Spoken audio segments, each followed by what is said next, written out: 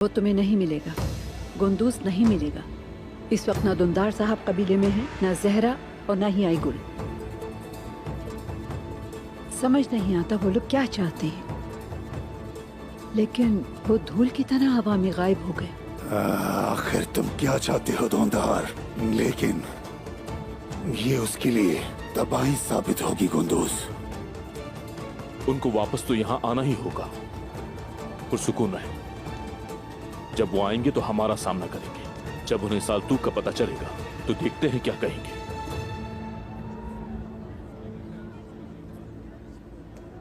मैं उन्हें बाबा की मिरास कहता था कि वो मेरे चचा हैं, लेकिन उन्होंने सब खत्म कर दिया। हद है।